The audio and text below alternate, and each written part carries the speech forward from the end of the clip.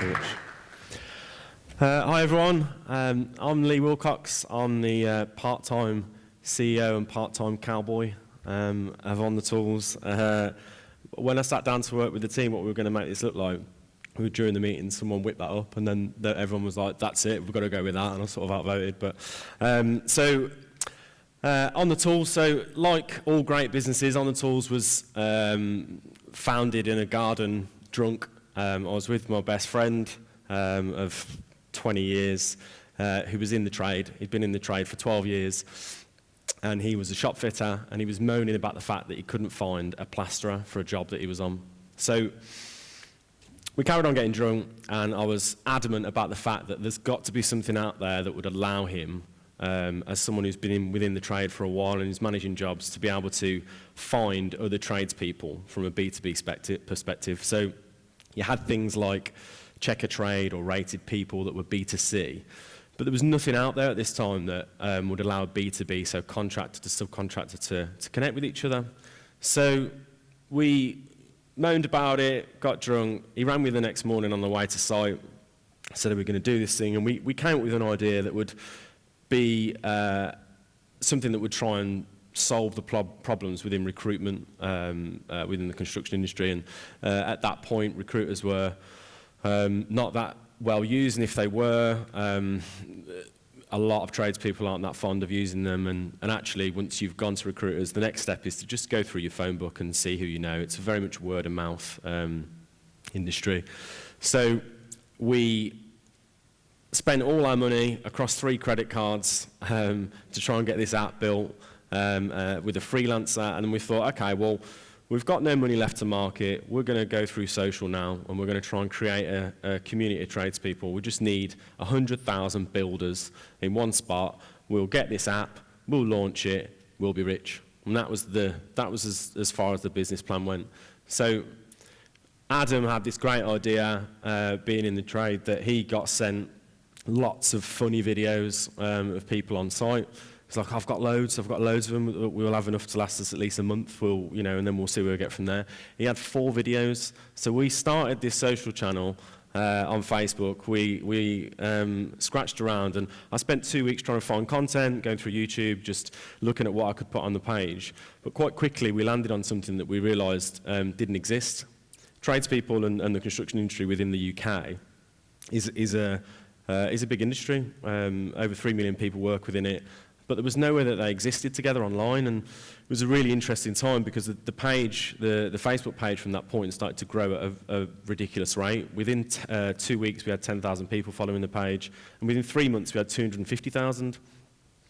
And then we quickly realised that we'd landed onto something that was unique and that allowed a niche, a large niche of people and community to engage with each other. So we managed that community. I had a job at the time, and I was getting home from work, going through all the messages, as I'm sure you all know when you manage your social pages and stuff, that you've got to engage with people, and we were going through messages, looking at content. But something had happened where, from a video perspective, the community had started sending content into us quite early. So it was almost like this 5 minutes of fame. People really wanted to be they wanted their content and videos uploaded onto the page, that they wanted to be on there. And it was a brilliant business model for us. We were growing our community through the community's content. It was real, it was relative, and it was relatable, And so we then got to a point where people were asking us for merchandise, and again, we followed the same business model. We utilised the audience. We asked them what they would put on as funny slogans for hoodies and T-shirts. We created a shop within a couple of weeks, and then we started selling those designs back to the people who had designed them. I quit my job, thought I was going to be a millionaire within about 3 months, and it turns out I wasn't. But I was working full-time somewhere, and we set the shop up. We did £800 worth of sales. I sent the first lot of orders out in bin bags, and then I quit my job, and everyone thought I was insane. But along the way, what happened was that we became a social media agency, and it was an accident. We turned into a publisher. The audience now is over 3.5 million, and we realised that we could work with brands within the construction industry, and historically the construction industry is sometimes further behind from a marketing perspective, and that's mainly due down to the actual community itself. And you know, now that there's a younger demo coming through that, we're starting to see a change. So we became this social media agency, and that's where we are now, I guess. So we're 47 people. About to move into new offices in Birmingham, and actually about to switch into a new brand as an agency called Electric House. So I'll do my quick plug now. There's a series through LinkedIn that we're running. So if you're on LinkedIn, which I'm sure all of you are, and if you're not, you should be, then please follow me, or on the tools you'll see the series and countdown to the launch of Electric House on the 1st of October. We've acquired another community called On a Budget, which is the absolute opposite of On the Tools. It's 1.5 million women who like to share ideas and save money in the home, mainly through home decor and travel, etc. So we've seen a big change in our business, and ultimately what we set out to do, the recruitment app never launched. The first one we got back, we got ripped off on. It didn't work. Then we built it again in the UK, and then we quickly realised that it was a shit. So we've had some great successes with On the Tools in terms of creating content, and that's what I really want to talk to you about today is the sort of branded content and publishing content and your day-to-day strategies and what you should do and what you shouldn't do. And you know, by no means am I going to stand up here and say that we haven't done all the bad stuff, because we have. We've done loads of it, but because we're on social channels so much, particularly Facebook is our main channel for On the Tools. We've learned how to craft, particularly when we're working with brands, content that's going to work, and we think it's because we've ended up building a niche community, and I think Facebook's changed a lot over the last couple of years in terms of being quite broad, and then actually going back down to something that they want to focus on groups and more niche communities. Last year we were third in the branded content sort of league table, you know, beating some big hitters in terms of our publishing space. This year we're number one. And again, I think it's because the moves from Facebook have all been towards they want to concentrate on personalisation and making sure that the content that's being viewed by an individual is something that they're more likely to engage with, rather than this like mass approach to virality through content. So I want to go through the good, the bad, and the unshareable. So I'll start with the unshareable. And it mainly, I'll try and sort of break it down, but a lot of unshareable content, or to make content shareable, if you want to flip it right around, but it ends up being unrelatable. You know, no one cares if it's, and I was having a look at this, I've got some on my phone, like Marzipan Day or Batman Day, or I've got a list. Someone shout out a number between 1 and 28. 22. 20, I got 22 first. And someone shout a month out. January, I heard. So the 22nd of January is Be Humble Day. You know, there's another one here. International Dog Biscuit Appreciation Day. And the thing is, what happens, I think, a lot of the time in marketing, particularly through social, is that people will jump on these like odd days and try and make some form of content from them, or whatever it might be. But ultimately, Marzipan Day is great for bakeries, potentially. Other than that, if you're not, don't talk about it. There's no point. No one's going to relate with it. Even if you can specifically find someone who loves marzipan, don't talk about it.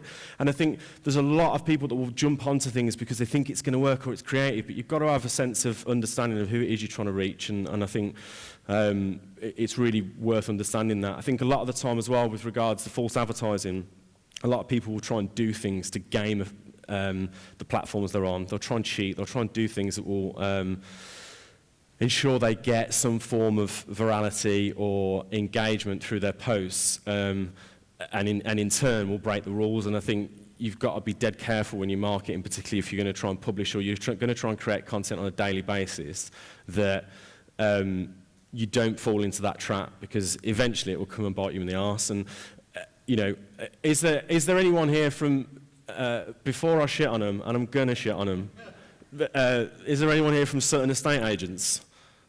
Hopefully not. Good. So this is like the perfect example of a brand. And again, it's a local brand, and this will work either way, whether you're national, whether you're local, whatever it might be. But understanding the audience, or at least having some kind of content strategy behind what you're doing, is so important. And this is just as similar as jumping onto something of like Marzipan Day, or whatever, Batman Day, and there's a lot of things that are wrong with this.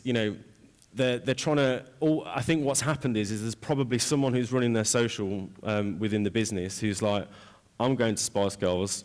I love Spice Girls, so I'm going to talk to people about Spice Girls. And actually, what happens is no one wants to talk to you about Spice Girls, because it's nothing to do with what the business is trying to engage with, and nor should it be. And I think this is the thing, having a content strategy that's going to back up what the business does. And it sounds so simple, but so many people go off track without realizing it, and it's so damaging that.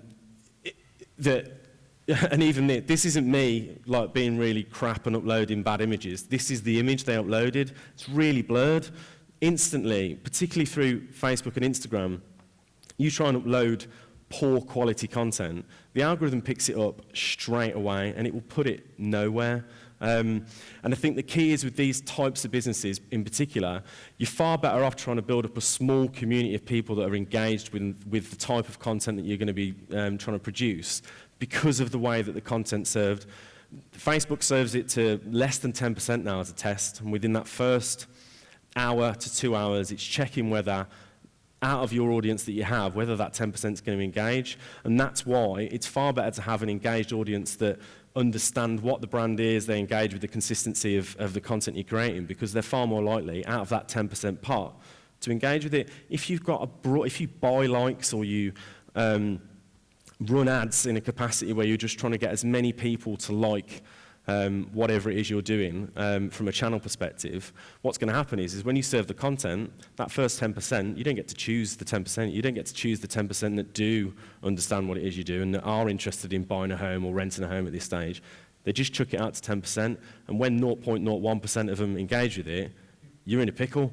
And then what happens is it will also record post after post after post. There's a lot of pattern work that goes into the algorithm with Facebook, and a lot of people do a lot of damage over quite a long time that then you have to try and recoup and change. So really, really important to make sure that you've got some form of content strategy to start with that's going to be in line. These guys should be creating content of houses they've got on the market, and employing a videographer and going into each home and making sure they do something different with their content. I suppose they could talk about Marzipan Day because they've got kitchens in the homes they're doing, but again, it's too far removed. On the Tools could talk about Marzipan Day because we've got tradespeople who build kitchens, and then when they get into the kitchen, they could serve some marzipan. You don't do it. It's too far removed. There's too many things in between it all. The false advertising. So this is a real campaign. So Sunny Co Clothing ran a campaign where if you reposted this, you then got sent a code, and you would get a swimsuit sent out. Right, every person who reposted it would, and within 24 hours, they got into a lot of trouble, because even though it got shared and reposted an horrendous amount of times, 329,000 likes on an Instagram post from a page that doesn't have too much engagement, and then quite quickly realised that they didn't have enough swimsuits to send out. That is going to dead your business overnight. Who's going to want to get back involved with that? And I think the thing is that a lot of the time, and even more so now, I think, what people forget when as marketeers, and we all do it, is that we think it's not that big a challenge to get people to share something or repost something, or it's not that big a problem if they repost it and then, we're not going to send it out, I'm not going to bother, they've only reposted it. It really, really pisses people off if you get them to do something and then they don't get what they've been told. And I think it's a time thing now. I think about how I use social, and my time is, if something doesn't engage me, or it's I'm on about like half a second, I must run through the feed on Instagram and Facebook so fast that it's got to be some really engaging content in order for me to actually stop and look at it. And I think that's the thing. If someone wants my time on there, they've got to be quite good. And what they definitely can't do is cheat me. really take my time to do something and then actually not go through with what's gone on. And I think there's real big risks with the whole, like, not thinking about what it is you're asking people to do and really consider whether you're going to be able to actually commit to what it is that you're saying. So the bad content sort of flits in a little bit with the content strategy, but the objectives, having no objectives, no customer journey, and having things that are repetitive. I mean, I'll show you in a minute with the repetitive content, but the no customer journey part for me is really important, particularly with the way the social channels are working at the moment. And, I know we had, is it Kieran, is it? Who came on earlier, was on ads and et cetera from a retargeting perspective. And I completely agree with him in terms of how long you repeat things for. I think there was a bit in your talk where you mentioned about don't run ad. Once you've found an ad, don't think it's the best ad forever, right? And it's the same with content. And a lot of publishers will do this, or a lot of businesses will do this, where they'll find a gem and they'll go, this is it now. Like, I'll do a version of this for a long time and everything will be fine. But it comes back into this customer journey part. And I think what needs to happen through social at the moment is that you've got to be thinking about how the content links. So Facebook is moving away from short form content. It wants to move away from it. The reason it wants to move away from it is because longer form content provides them with more time to put ads in all of the content, and it's a money-making exercise. But we've got to understand that that platform is driving to make money, and therefore they're gonna go with the flow of things. And I think short-term content is very difficult to keep making series-led content out of, for instance. So long-form content is really important to Facebook at the moment. So you should be trying to and by long form, by the way, I don't mean like 30-minute Netflix-style episodic content. I'm on about make it longer than 2 minutes at the minute. Facebook's sweet spot at the minute is 3 minutes, but consistent 3-minute content is difficult to do. But longer form content, try and get to your 90 seconds to your 2-minute length, and try and understand if you can break that down into parts. There's lots of changes going into the Facebook video template if you use that on your Facebook page, where you're going to be able to split out video content into episodes and almost put it into folders, so you'll be able to go like, this is this series, episode 1, 2, 3, 4. Now, it doesn't matter what the business is, just try and think about how you might be able to connect some of the content, because with Facebook Watch now, video content, longer form video content is being driven into Facebook Watch. And Facebook Watch is getting more algorithm love than the newsfeed. And therefore, if you can get more longer form content and get people watching it, and then maybe even watch another episode in the series that you play out in your video template, the algorithm will start showing more content more often to the people that have been watching it and to the people that might watch it based on what they like. So it's really important that you start thinking about how you can make that content a little bit longer. So just on that as well, by doing that and by having more connected content from an adverts perspective, you're going to have, if you're tracking lookalike audiences, or you're potentially maybe retargeting people who have watched a certain amount of length of a certain piece of content, you're going to have more opportunities to do that. So it's really important that you try and start building that content strategy out. This is a company within the construction industry, Expomet, who landed on something that worked quite well for them for 2 or 3 posts, and then continued to do this a lot for a long time, and it ended up just doing nothing. By the end of it, it was like 0 likes, 0 comments, 0 shares. It was dead, and it's a classic example of thinking that you've landed on something and then being able to use it forever. We all know, and it doesn't matter what we're doing, right? If you do the same things forever, you're just going to get those same results. Eventually, things run out. We're marketeers. We run businesses. Whatever it is we're doing, we have to get to a point where we know that something's run out, or we have to be more creative. And I think you've got to always be looking at how you can change things and be more creative. Otherwise, you get yourself into a position where nothing works, because you're not looking at how it could be changed.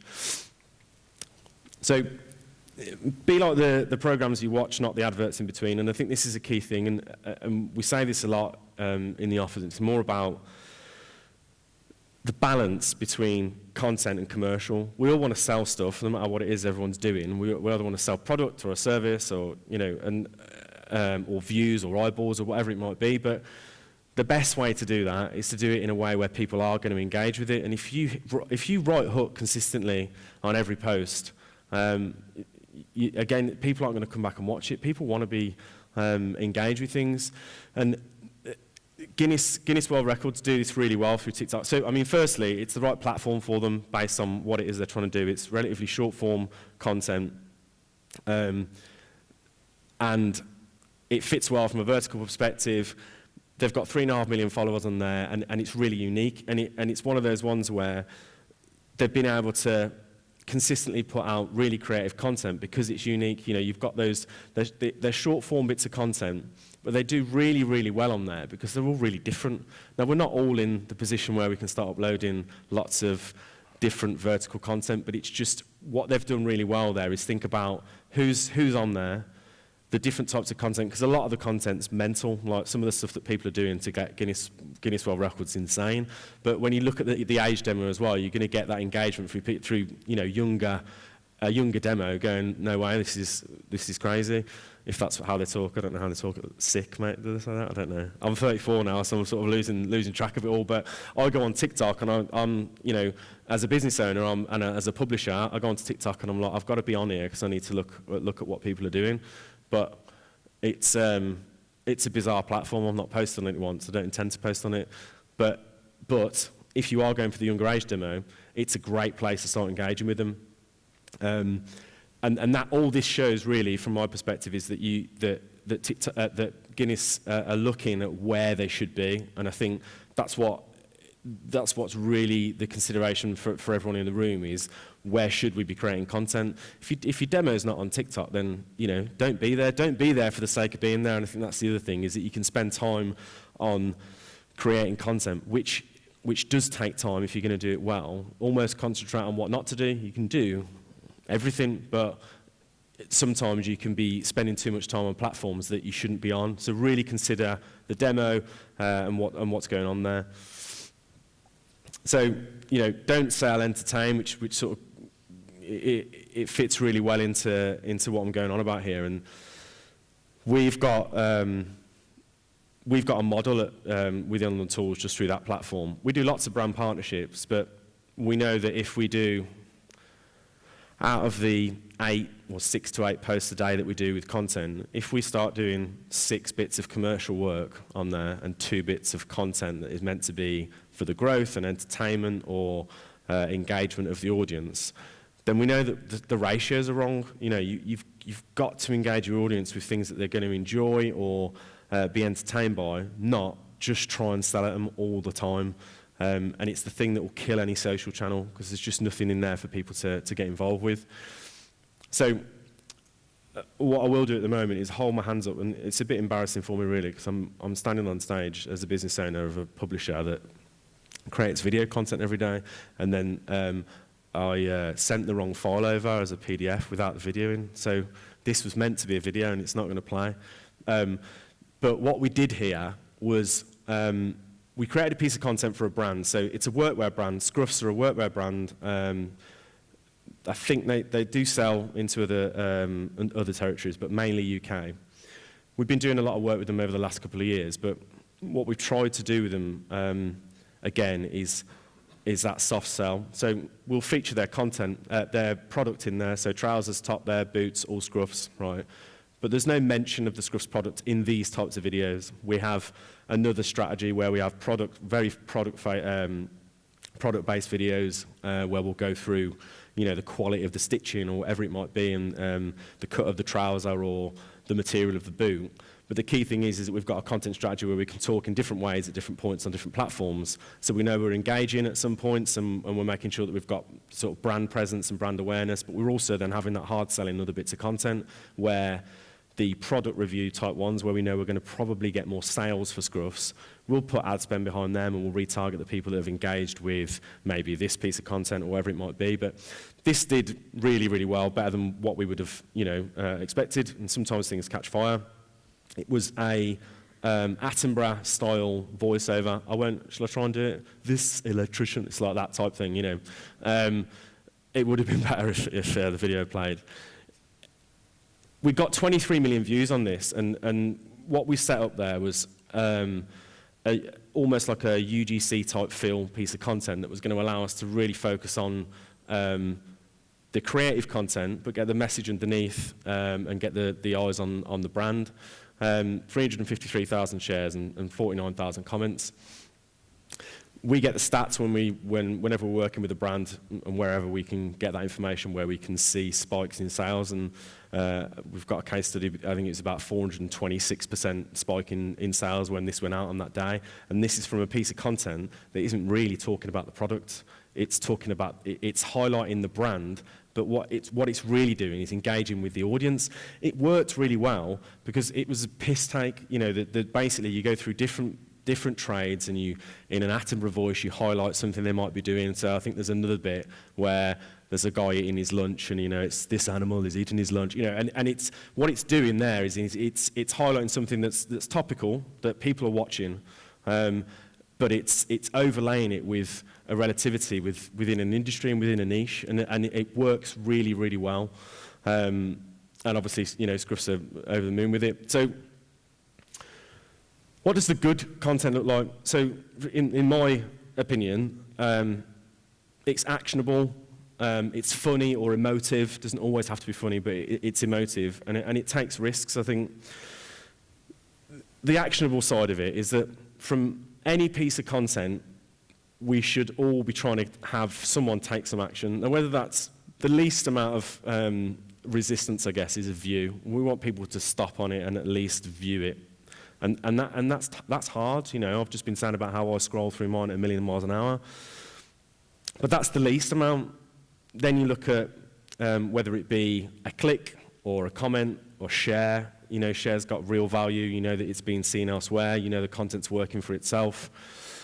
But or whether it's driving to even further down the sales funnel into a checkout or a basket or a purchase, or data collection for an event, whatever it might be, we want people to take action from it.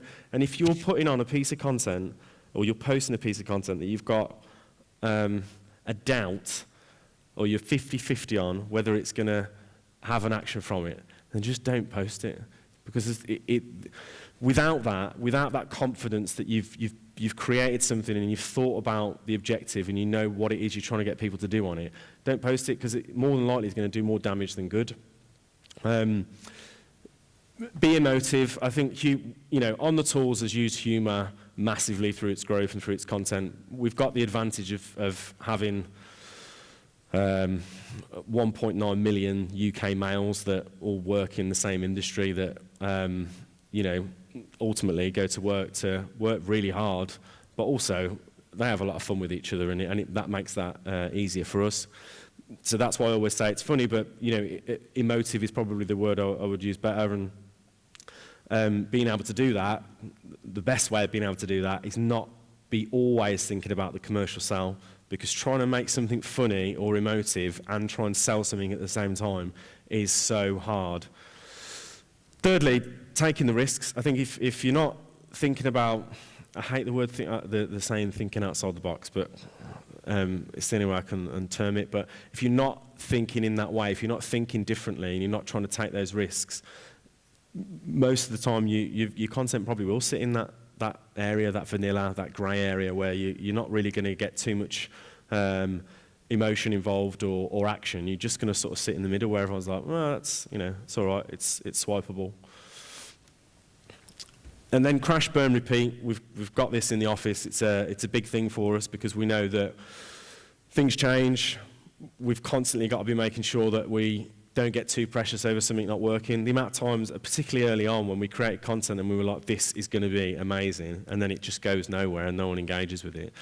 There is no recipe book, and I think you've got to make sure that you're willing to fall down with the content and understand why it didn't work, but just brush it off. It's just a piece of content. Move on. Like, we have great ideas. Everyone has great ideas, and then you see if they work.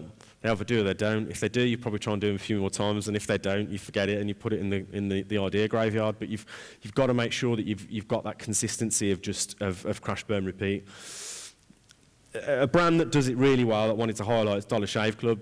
They never. I love Dollar Shave Club. I mean, I don't look like I do because I've got a big straggly beard, but I love the brand, and I think the content they create is great. I think they're consistently looking at how they can do things differently, and this is a great bit of content that works well for them, and it's so basic. It's two images that are exactly the same, but they're working on the play of equality and saying that there's no need for our shavers to be any different. We're for everyone, and within that they have massive amounts of success by using humour and by looking at what's going on in society at that point. But if you don't know of them, check them out. If you do, hopefully you agree.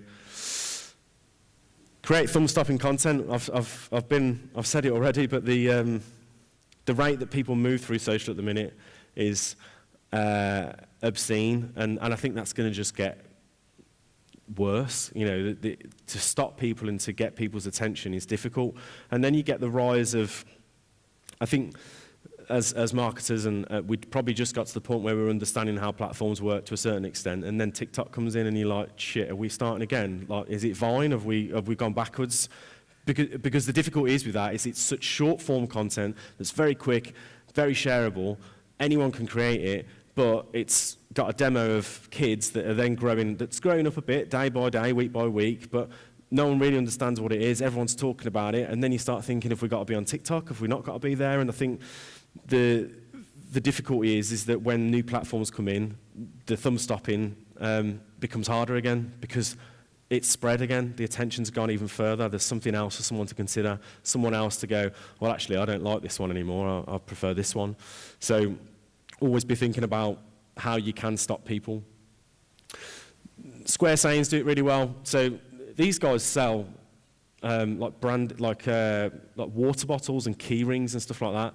You never see the products, but they do really well with it. They do it really well with it because they jump on and create relatable content with the audience they've got. And I'll be honest, I don't get it. I wouldn't buy something with tag someone you want to cuddle with, but it's a younger demo, and ultimately what they do really well through Insta is make it look nice. It's different to what you'd usually see, but they sell loads of products off the back of it, and they sell it by making sure that the content they're creating is good enough for people to stop, so they can talk to them, and I think that's the key thing. So I just wanted to cover off the future of Facebook. I've done it a little bit, but the episodic long-form content for Facebook is a massive thing at the minute, and I think if you're not looking at how you can lengthen that content, you need to be. You can't. If you're creating video content and it's 10, 15 seconds long, you need to really assess how you can do it. The rule of thumb at the minute within Facebook is you've got to be longer than 60 seconds, otherwise that piece of video content will be, from an algorithm perspective, which, by the way, there's like 1,000 things that affect the algorithm, but a key thing at the moment for them is more longer content. Therefore, anything under 60 seconds will be marked down, and it will be a weighty mark. So you've got to make sure that it's over that 60-second mark. Facebook groups, at F8 this year, Facebook launched out the blue product with the actual Facebook product and made groups a real focus of that. And I think if you've got a Facebook business page and you haven't got a group attached to it, you need to consider that, because it's a great way to get engagement with an audience, great way to get content, great way to get stories. People are engaging with each other, they're creating the content. All you've got to do is monitor it, and if you haven't got one, I'd urge you to attach one and think about how you can create a community off the back of what you're doing. I've got like 1 minute. So, and the other thing that they're trying to move away from, and when it says no more UGC here, it'd be more for publishers, but UGC content tends to be shorter, and therefore, because of the markdown at the 60-second rate, it's more difficult then to use UGC and get results from it. I personally think UGC won't disappear. It's not like they're going to can it and not let you upload it or just mark it down so much it doesn't go anywhere. But as businesses, you've got to be. The point is with it is they want higher value production on it. They want that. Facebook ultimately want to move into the space of somewhere between, from a Facebook Watch perspective, and episodic long content. They want to move somewhere between YouTube, Netflix, Amazon Prime. They want to be in that sphere. They can't because there's too much you've been framed style content still knocking around on that platform. And the only way they're going to get publishers and business owners, etc., to make sure that they can move away from the short form is to look at what types of short form are in there and move away from it. So really key at looking at those three things. I'm literally bang on the button, I think. So I don't know whether I've got time for questions or not. I have. If you've got any. If not, I'll have to go now. I'm in 10 minutes. But if anyone's got any questions, just add me on LinkedIn and drop me something, and I will reply as soon as I get a chance. And also, I'm really plugging here, sorry. But follow me on LinkedIn, because I'd love you all to see the journey of us turning into Electric House and understand a bit more about what we do. And yeah, thank you very much. Cheers.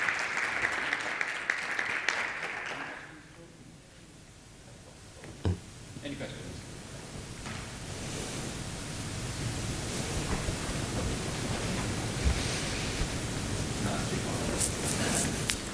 Go on, throw it. Yes.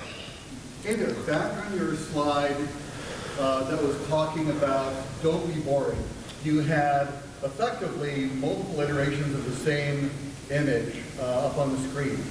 One of the things that we've picked up today is always be testing and doing A/B tests. How do we know that this poor marketing person wasn't just trying different iterations to find out what worked, only to so kill it that the perfect ad that would have worked great was the one that had just warned everyone out?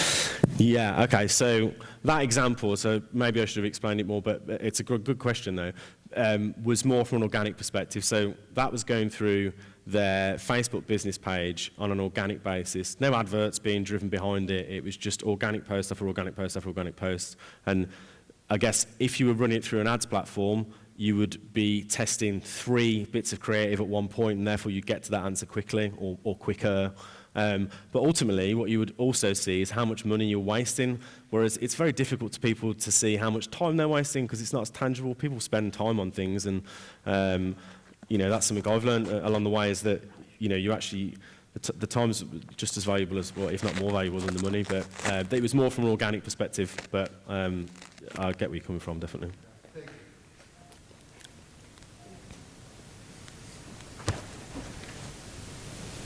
Hello. Hiya. I was thinking about this Facebook page and Facebook group. If you have both, I quite often see that people just post same things to both. So what would be the ideal way to deal with content in the group and page? So the way, from a Facebook page perspective, when you've got groups to operate, I think at the start you have to engage people, because what ends up happening is you'll have your business page, and then on the business page you'll say, come and join our new group, it's amazing, and you'll get however many people join. Let's say 100, right? You have 100 people join, and those 100 people are getting that group, and they're like, what is it?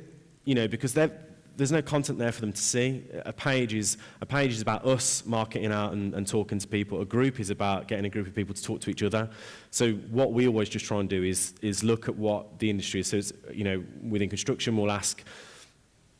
We actually split out our groups into trades. So we had an electricians group and we've got a plumbers one. So we to start that, we then started engaging within specifics of that trade. So we'd ask questions, whether it be something that's in the news or something that's happening with their trade, or maybe the best tools that they use. Just start asking those questions. Polls are really good for that, because people love a poll. Maybe once a week run a poll that's got a prize behind it, and again get people engaged. Eventually people just start putting their content in there. The key thing is building a group that people know, one, what it is, what they're meant to do in there, and who it's for. And if you can get a niche part of that where you've got some kind of shared interest, whether that be their job or their pets or the food they love or whatever it might be, you've got more chance of being able to like poke the conversation to get it started. I think it's really key to understand what you want them to talk about and then just start asking a few questions. You will get people sort of engaging with each other. And lots of people within groups far more likely to ask about like problem solving or, you know, I've got this problem, does anyone got any advice on it? Whereas in an open forum, and it's actually, sorry, this is a really long answer, but it's actually the reason we started, the first group we had was a young persons group within the trade, because what we were seeing through the main page was that young tradespeople, which, by the way, get a really rough time when they start in the construction industry. They'll, you know, go and buy like a spirit bubble or, you know, a left-handed hammer or whatever, and they get sent into these places to do these things. But what was happening was they're asking questions on there in the threads and getting absolutely ripped. And we were like, it's not really that safe a space for them, so we created the group with some moderators and some admins that were in the trade, and you see it now where they're like, what's the best boots to get? I'm just starting out as a Sparky, or I'm starting, and actually we realised quite quickly that it was like a really good decision that we did it. So it's they will engage with each other. You've just got to sort of like poke the fire a bit. Did that answer your question? Yeah. Good, because if it didn't, it was a right load of spiel, wasn't it?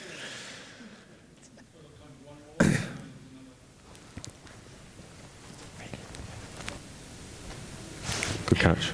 Yeah, I just wondered whether your recommendations for 3 minutes or 90-second to 1 minute videos is applicable to paid, or is it just for organic? No, just organic, sorry. I should have made that clear.